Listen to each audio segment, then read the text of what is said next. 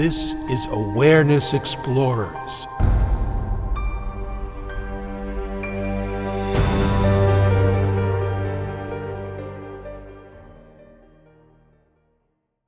Well, welcome back, Awareness Explorers. It's great to have you here again, and I'm your co-host, Jonathan Robinson, and with my trusty friend and co-host, Brian Tom O'Connor. And I'm excited today. We're doing something a little bit different than we normally do, Brian. Shake it up a little bit. We have a special guest, Patricia Dennison, and we'll be introducing her in a second. But one of the things that makes this a little bit different is that we'll be playing some of Patricia's songs, which are about non-dual awareness. And I like the idea of using songs to kind of guide us into higher states. But first, a little bit about Patricia. She began her musical career touring with a folk group called Heaven and Earth in 1970, and that sold over 10,000 copies of their debut album, Refuge. And then while living in New York, she raised her family, returned to school, and pursued a career in teaching. And along the way, she discovered non-dual philosophy as she studied with non-dual teachers such as Francis Lucille and Rupert Spira. Then in 2007, she started writing and recording music again. She published her first solo album called Who's Watching, and in 2010 combined it with her love of music and her non-dual perspective on life. She has a new album out called Sky Watching, and we're going to hear several songs today from her initial solo album, Who's Watching. Well, welcome to Awareness Explorers, Patricia. Thank you so much, Jonathan. It's great to be here. You know, I'm curious. Not many people have combined their non-dual philosophy with music. I have a friend named John Aston who we had on the show a while back, and I love his music. I love being able to listen to it and just kind of ride the waves of his lyrics into higher states of consciousness. I'm curious, what was your intention in combining your love of non-dual philosophy and music? Well, I guess I could say it all started with my dad, who I was very close to. He was a fantastic piano player, and I spent a lot of time with him harmonizing with my siblings around him. I mean, really working hard so that we sounded like the church choir, which I sang in. Mm-hmm. And he also was a staunch Catholic. I mean, he was so reverent and devotional. And when I got into the non-dual thing, we used to have some really great conversations, you know, about the God concept. Mm-hmm. And, you know, non-dual, very different from Catholicism. So it was some interesting talks. And in fact, I think later you're going to play a song that he used to sing at the piano that just his heart just was so in it. It could bring you to tears. And I always remembered him singing that, and that's the reason I did that song. Mm-hmm. I changed the words to be more accepting of non-duality, but he got the message. Yeah. Anyway, I was not an academic person. I didn't do well in school, but I was very good in music, and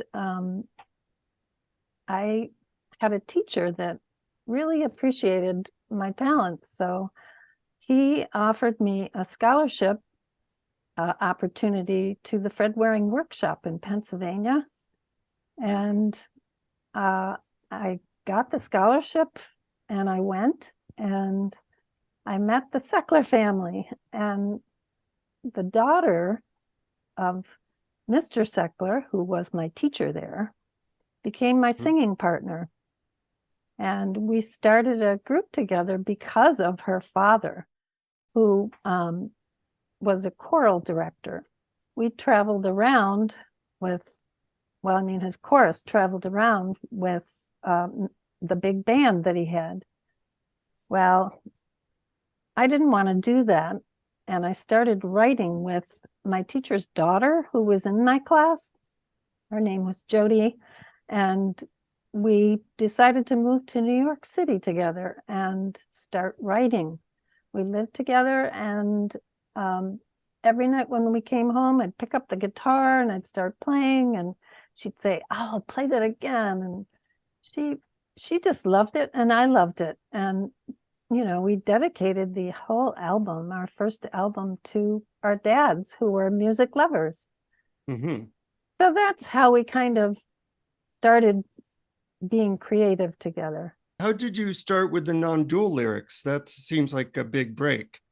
To make a long story short, we got a spot in this chorus where we traveled with her dad. And when we got to Chicago, there was the Ovation recording record studio president. So he came backstage and he said, "I want to sign you up." So that's how we got to be Heaven on Earth. And I don't know if you can see it. Here's my 1970 louder LP, I guess they called it back then, of Jody and I, our first record album. There we are, looking young. And so then we traveled around. We did great. We sold like 10,000 copies. We played in many places. We were the opening act for Harry Chapin down at the other end in the Village. Then we went, Boston, Rhode Island. It was a trip. It was just me and Jody, 2 dogs, and our manager. Not an easy life. Anyway, she decided to stop singing and start a family. So there was a huge break in there.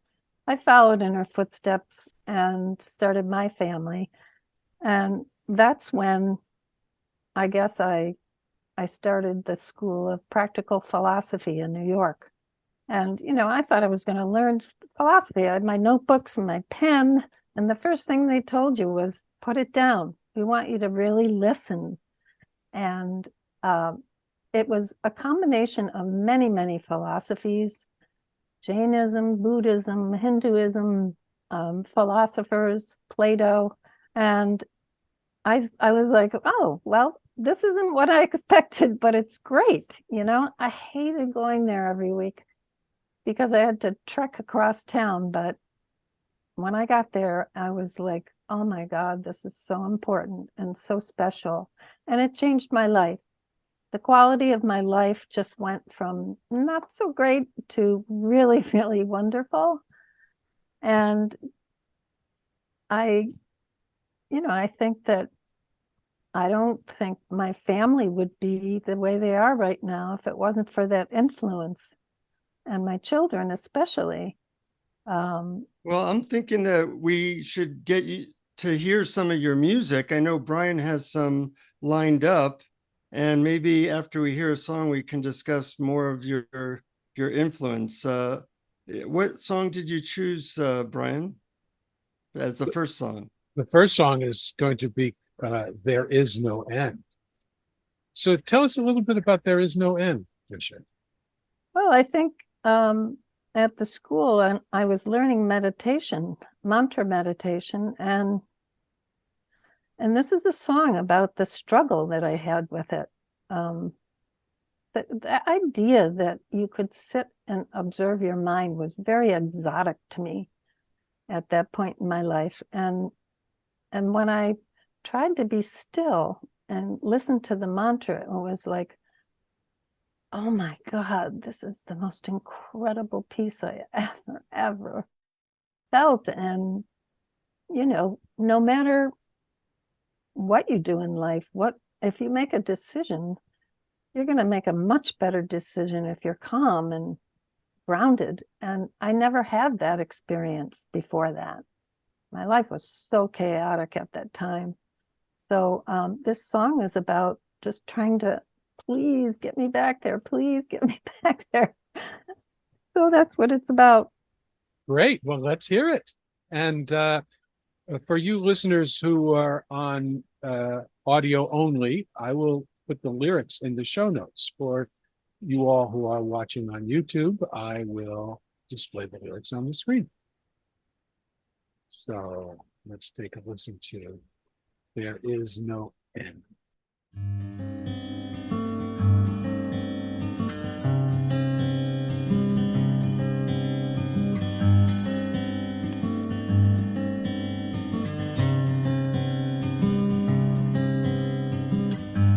There is no end to who I am. I must manage till the end to make a story once again.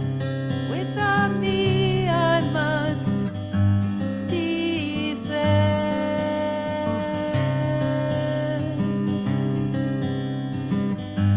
This self-creation keeps me safe. This is just how I know my place. Even if there is the pain, at least I know just who I am.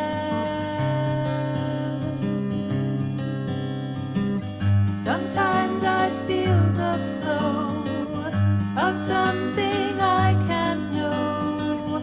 It takes a simple thing, a miracle, it brings a unity,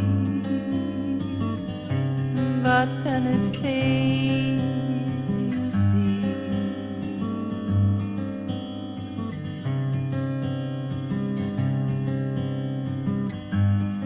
In this world I can see this clever mind deceiving me. With each story I renew, I push away from life and you.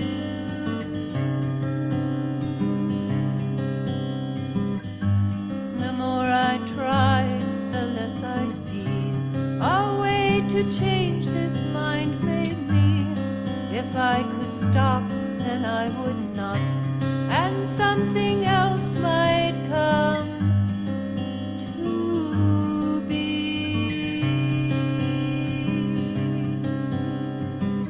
Sometimes I feel the flow of something I can't know. It takes a simple thing, a miracle, it brings a unity, but then it fades, you see.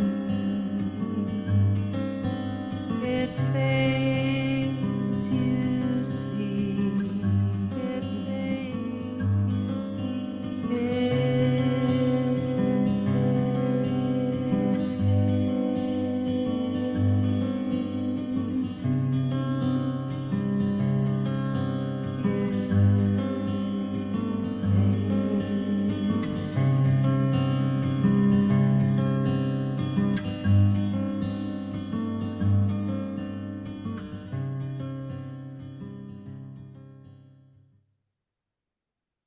A beautiful song, Patricia. Oh, thank I you. especially I like the line, with each story I renew, I push away from life and you.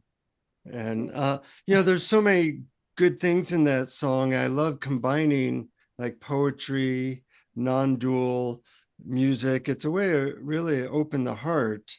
And there's not that many people that do that. All the lyrics Yeah. that you listen to on the radio are usually very crude or about falling in love or about breaking up in love. And it's nice to have some stuff about higher states of consciousness. So we need more of those songs. Well, Jonathan, I think my guitar was the voice of my heart. I wasn't a really big conversationalist, Mhm. and I didn't, being an introvert, I didn't really share my feelings that much. So I couldn't help but share this non-duality through my music. Yeah. It was my way of communicating what was going on in my life. And it's often a better way to get the point across than through intellectual discussions because it goes to the heart rather than to the head. Yes. And then, so Yeah. how did you, so from School of Practical Philosophy, it also sounds like in your bio, you mentioned that you studied with Francis Lucille and Rupert Spira. Was that a transition, or was it sort of like part of the same trajectory? Well, when I left the School of Philosophy, uh, my children went there, and they left before I did. And my son especially was a very big influence on me because he was interested in the non-dual perspective and what they were teaching him at the School of Philosophy. But he only went there a couple of years, and when he left, he continued to be in touch with his friends, and he was working on a construction project with one of them. And he jumped in, the person asked him to go on an errand, and he jumped in the truck to go pick up something, and John Klein was in a tape in the truck. And he went crazy. He said, "Oh my God, I gotta find out who this guy is, and if he has anybody here in the United States, and or if there's anybody alive that knew him." So he did all this research, and he found Francis Lucille, who lives out in California. And we started going to his retreats and reading about him, and I was very influenced by it, and I started reading a lot of non-dual books. I mean, I had a library that was too much. Anyway, I really started understanding it and realizing that, yeah, if you don't use your experience, because the School of Philosophy was very devotional and, I don't know, it just seemed much more exotic, the places that I went there. I mean, maybe that was just my interpretation, but so I started studying non-duality, and I'm not a rich woman, and I never have been. So going out to California got to, cease to be a possibility for me. So I discovered Rupert Spira, who came to New York all the time and was a student of Francis.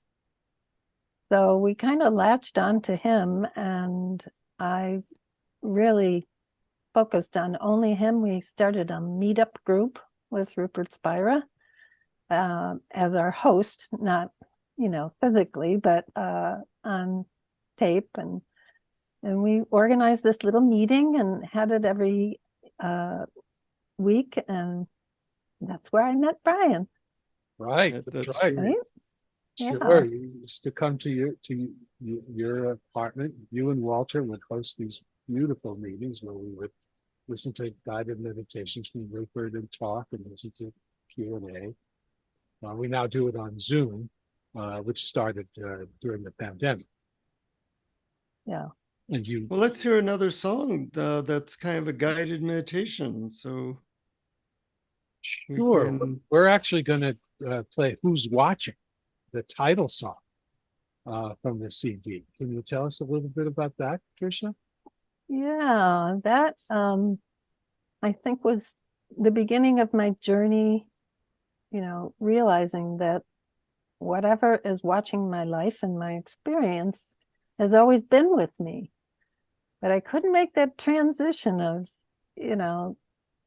thinking all the time or being all the time in that awareness, and I didn't understand that I couldn't be my body still at that point. So I think, this song talked a lot about what it's like to be on that journey, imprisoned in your mind, and then feeling freedom and groundedness, and I mean the back and forth of it, and not really quite understanding. And I was kind of newly married to Walter at that time, and just walking down the street, I mean, I was so madly in love with him. If I saw him look at another woman, I'd be like, "Wait a second, you're mine," And I thought, well, that can't be true love. That's possessive, And also a lot of the books that I was reading then, I fell in love with every teacher. I just thought that that was it. They had the right way to say it, you know, and then I'd come upon somebody else. And then you heard through the grapevine that they were doing, you know, things that weren't exactly living up to your integrity. And I just was knocked off my socks about that. I just couldn't believe it that someone would understand this way of looking at the world and then do that, you know, and it scandalized me. So you know, I wrote this song about, even though I don't know who's watching, somebody's watching. And you know, do you want to be the person that you're being in that moment? Right. So it sounds like who's watching has somewhat of a double meaning. Who's watching meaning like the witness, the non-dual witness of all our experience, but also, you know, your actions in life are not unseen. Yes, that was the whole thing of it. Exactly. Wow, fascinating. Well, So let's hear it. Hear it. Yeah. Hey.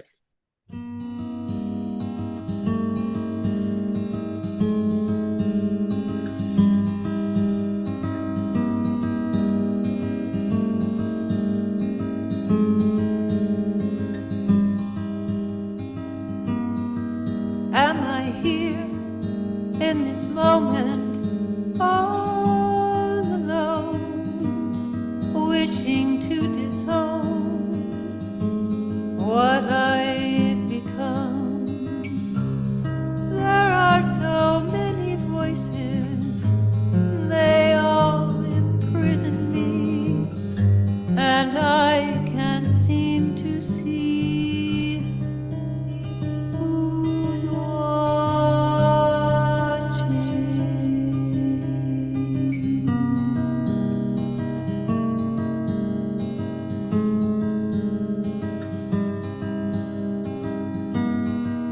If you think you know the mind and its desires, think again and know the consciousness required.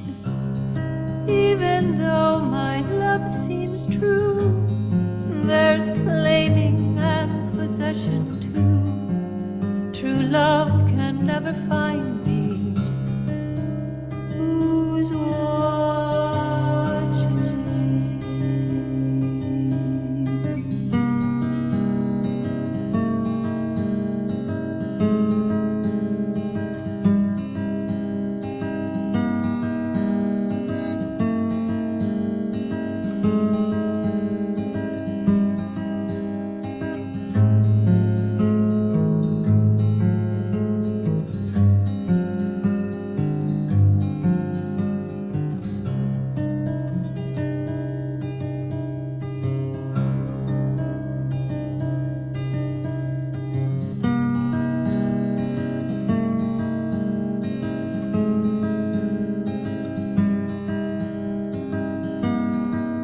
If you wish to live a life of sinless virtue,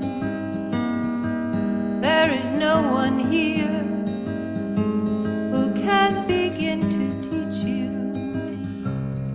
Virtue makes abundance flow, then desire begins to grow, and peace can never reach you. Who's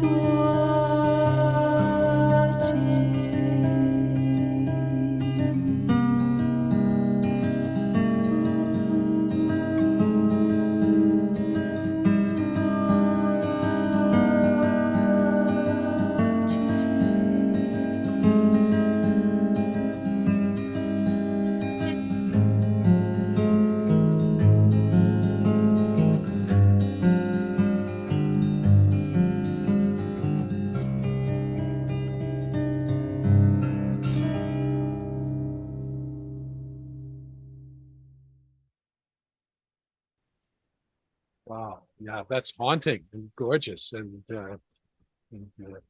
moving. Thank you so Great much. guitar work there. Yeah, I was just thinking that too. Yeah, the vocals and you harmonize with yourself right? And Yeah. and play the guitar. It's beautiful.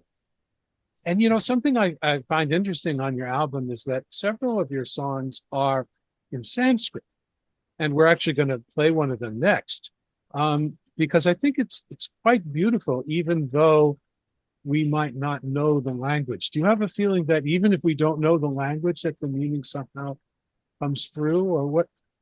Yeah, it is a beautiful language. And it was one of the things that they taught you at the School of Philosophy, so that you eventually could read the ancient texts. When we got to the Sanskrit dictionary, I was there for, I think, about 20 years. So I had learned a lot. And the dictionary blew me away because, there wasn't just like a few interpretations of a word. It was like a whole history was behind it, and several histories. And they, depending on what it was with, and I mean, it was so involved. I've forgotten all of it, unfortunately. But I did want to say something about this this language here.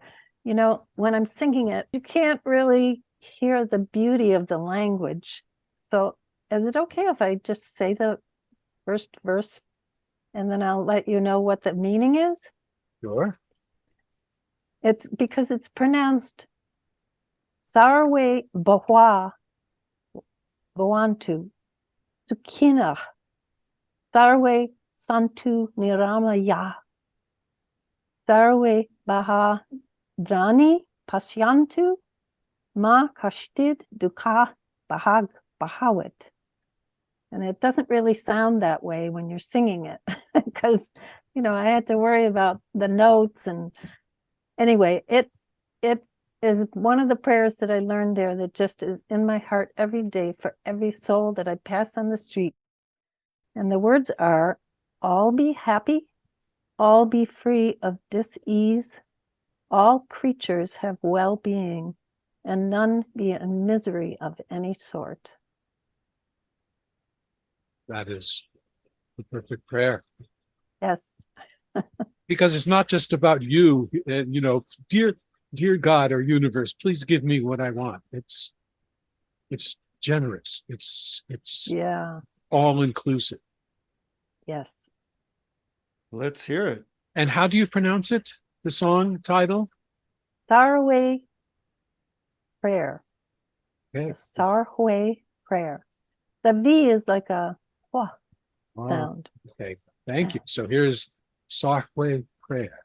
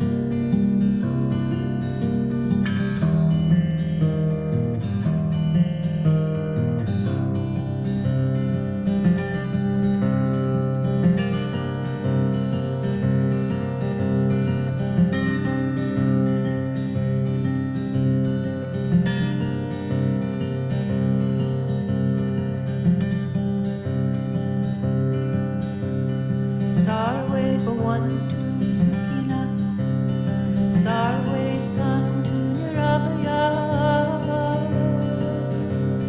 Sarve Padrani Pashantu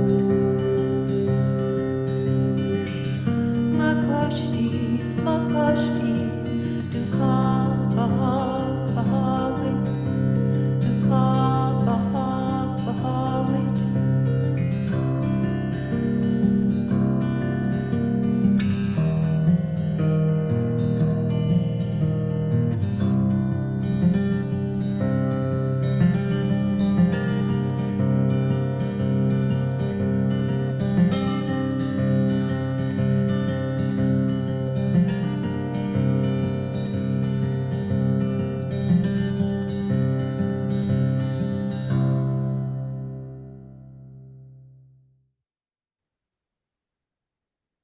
Wow. Even in another language, that really speaks to me. Yeah, it's a beautiful prayer. Yeah, and I've read, and I'm certainly no scholar about this, but I've read that many people believe that certain Sanskrit words and sounds have a kind of a vibrational power. Yeah, that's what we were taught. The vowels are particularly important. When you sing the ah vowel, that represents like the ultimate one. And each one has another, definition stuck to it. I forget what they are now, but is like everybody's amen, right? Yeah, or That's right. Rama or Krishna or all those. Yeah. And did you find that to be true when you were chanting or singing or creating these? Oh, I was so into it. I became it. I mean, seeing that, music is my heart. That was just my way of doing it, And that was one thing that they had at the school that I wish they had more of, was the chanting. A few times I went to a class, they would start it with chanting these phrases and prayers and different things. It's just so powerful.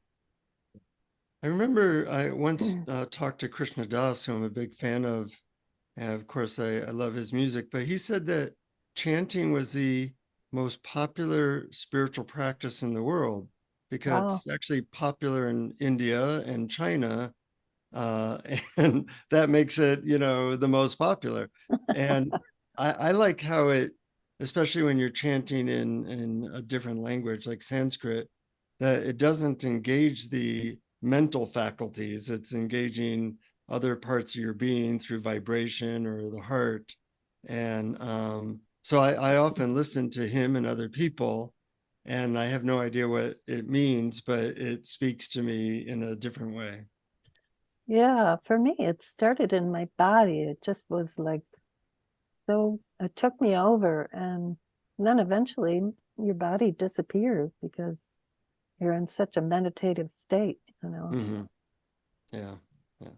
And do you feel that because the next song that we're going to listen to is an instrumental, do you feel that way about just pure instrumental music? Yes. I have lost my voice somewhat now that I'm older, and I abused it horribly as a nursery school teacher. I don't sing that much, and so my last 2 CDs were instrumentals. But my sister listened to it and she goes, "Oh, your heart's in there. It's so beautiful. That's who you are." So the one song on it that I tried to be a little different, she said, no, that's not you. So that's how I speak now, through my guitar. Mm-hmm. Well, music does, just as Jonathan was talking about listening to other languages, it bypasses that sort of analytical part of the brain, which can, I think, veil our true beingness. Definitely. Yeah. Yeah, it's too busy. Yeah. Goes directly to you. So this particular number is called Shadow. Can you tell us about that? Well, I think that was just a, a thought of fighting my ego, you know. Another song like the first one that you played, you know, the never ending voice that won't stop in your head. And I thought it was supposed to disappear back then. But I think you have to first, you know, accept it and incorporate it, and then it goes away. Right, right. I think that's really an important point, because if you start by trying to get rid of the voice in your head, it's going to fight back. But if you notice what's listening to the voice in your head, the background, the awareness in which it appears, that's a Yes. better first step. Absolutely. Yeah. Yeah, Yeah, you found that true in your experience. definitely. Yep. Great. So let's listen to this instrumental, Shadow. Great.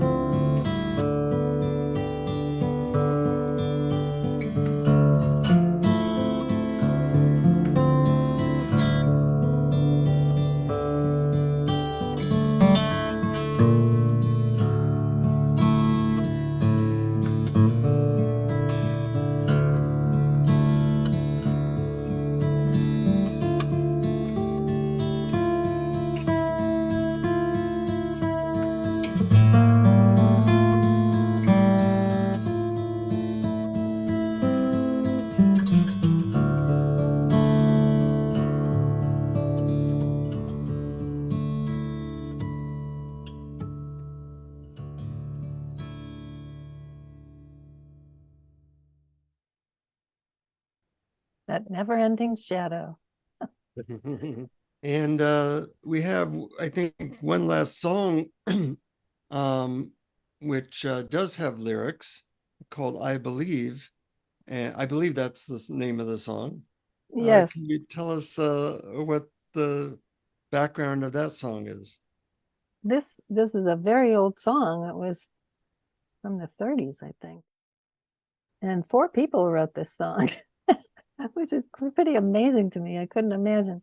But it was one of the things that songs that my father sang at the piano, as I mentioned earlier. And I could still see the imprint of his wallet on his pocket and his wallet sticking out as he rocked back and forth singing this song. He was so physically, mentally, and emotionally performing for himself, I guess.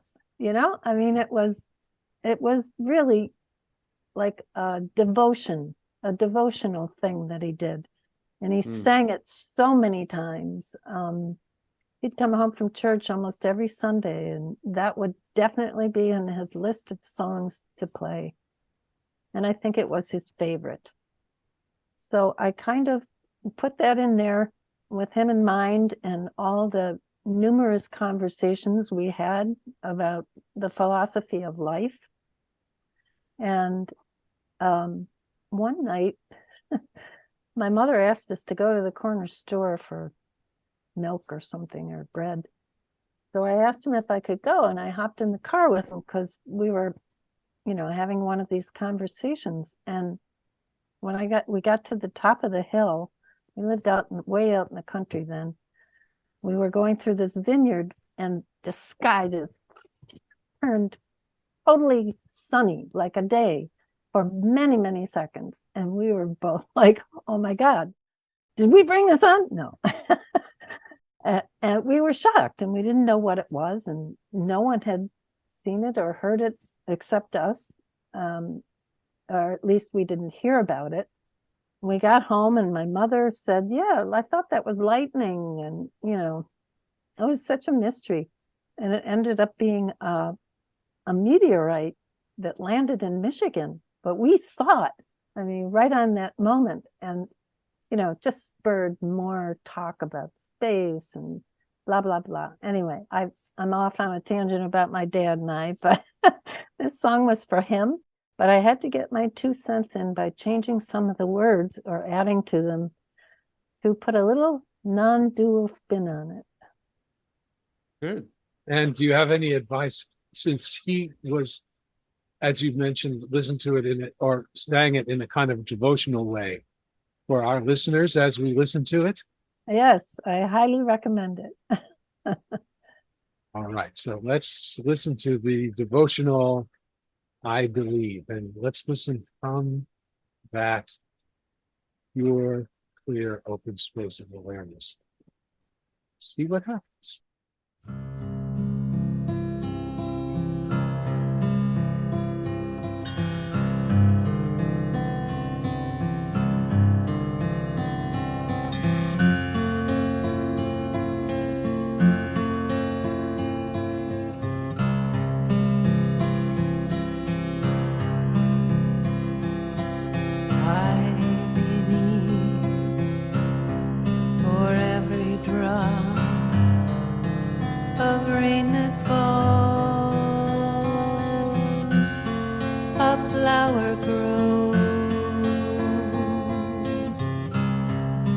Life must flow. I believe that somewhere in the darkest night a candle glows, and we all know. I believe for everyone who goes astray, someone will come to show the way. I believe. I believe. I believe.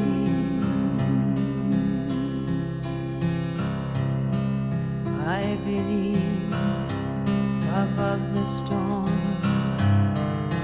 the smallest prayer will still be heard by us all. I believe that someone in the great somewhere hears every word we all can hear. Every time I hear a newborn baby cry, touch a leaf or see the sky, then I know why we need to flow with life we know. We need to flow with life we know. We know. We know. We know.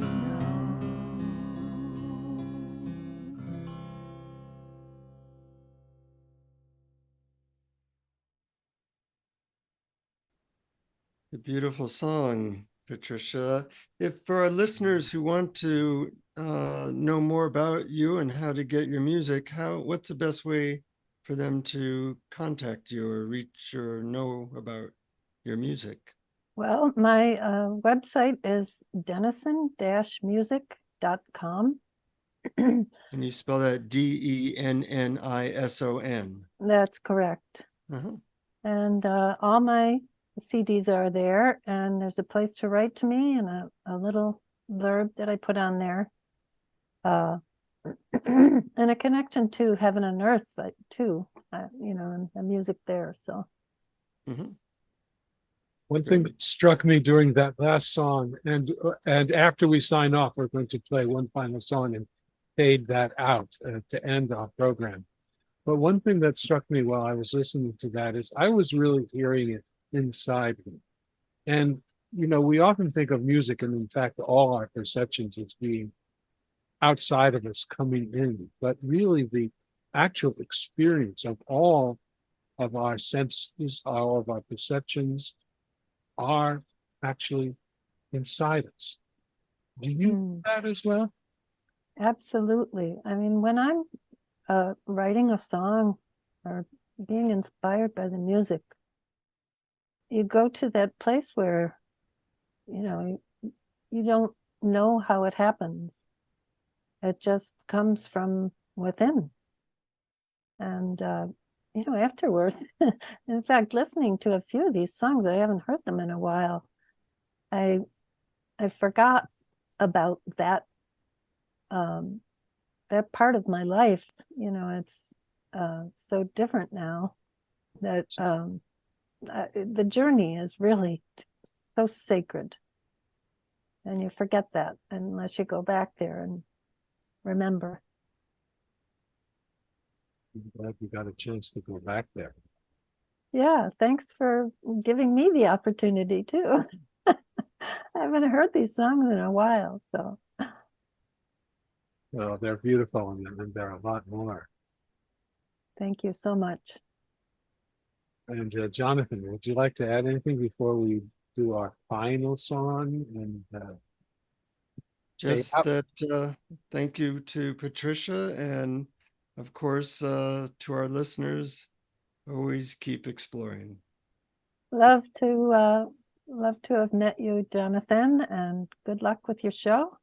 And thank you so much, both of you, for allowing me to visit you guys. total pleasure. And what we're going to do now is I'm going to play a song called I Am. And it's kind of a meditative song. There aren't many lyrics, so they repeat over and over again. So we'll gradually fade out. But what I invite our listeners to do is to listen from that clear, open space of awareness that you are.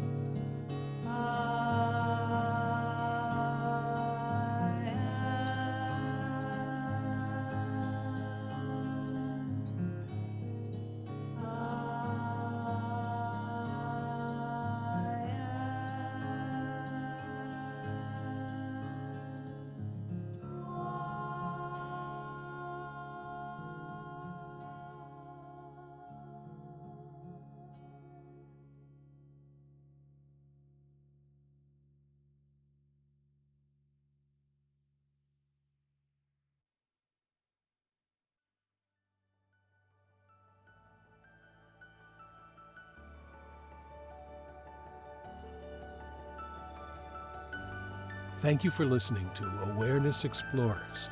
To learn more, you can check out our website at awarenessexplorers.com. Please subscribe to our podcast on your favorite podcast app. We'd love it if you would post a review. And please share our link on Facebook and with family and friends, because knowing yourself as awareness is the greatest gift you can give yourself or someone you love.